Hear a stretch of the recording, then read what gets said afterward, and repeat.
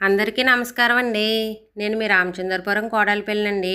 మన Ramachandrapuram housing board కాలనీలో ఉన్న శ్రీదేవి భూదేవి సమేత శ్రీ వెంకటేశ్వర స్వామి వార్షిక కళ్యాణ మహోత్సవాలు జరుపుతున్నారండి.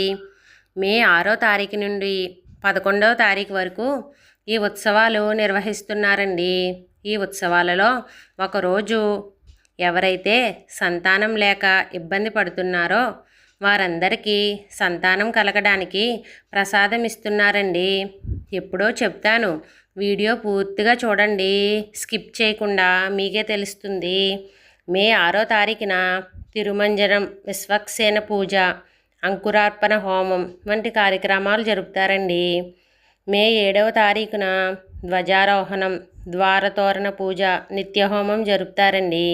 మే 8వ తారీఖున ఉదయం 9 గంటలకు లక్ష్మీ హయగ్రీవ హోమం, అంటే ఎవరైతే చదువుకునే పిల్లలు ఉంటారో వాళ్ళందరూ బాగా చదువుకోవడానికి ఈ హోమం చేస్తున్నారండి. కాబట్టి విద్యార్థులందరూ ఈ అవకాశాన్ని ఉపయోగించుకుని ఈ లక్ష్మీ హయగ్రీవ హోమంలో పాల్గొనండి. 8వ తారీఖున స్వామివారి కళ్యాణం సాయంత్రం 6 గంటలకు అత్యంత వైభవంగా జరుగుతుందండి. ఈ కళ్యాణంలో ఎవరైతే పెళ్లికాక ఇబ్బంది పడుతున్నారో వాళ్ళందరూ వచ్చి పాల్గొనడం వల్ల అత్యంత త్వరగా వాళ్ళకి పెళ్ళి అవుతుందండి. ఇంకా 9వ తారీఖున లక్ష్మీ కుబేర హోమం మధ్యాహ్నం 3 గంటలకు శ్రీ గరుడ వాహన సేవ జరుగుతుందండి.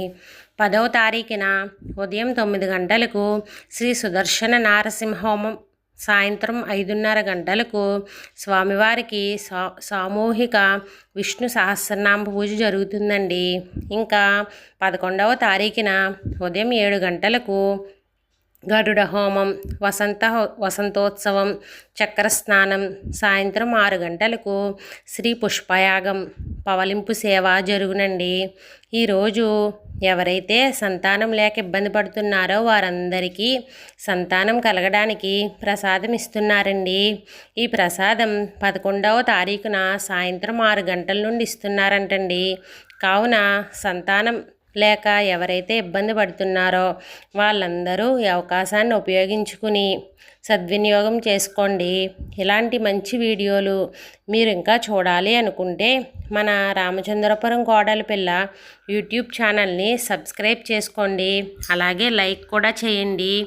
ఎవరైతే సంతానం లేక బాధపడుతున్నారో, అలాగే చదువు రాకుండా విద్యార్థులు ఎవరైతే బాధపడుతున్నారో వాళ్ళందరికీ వీడియోని షేర్ చేయండి.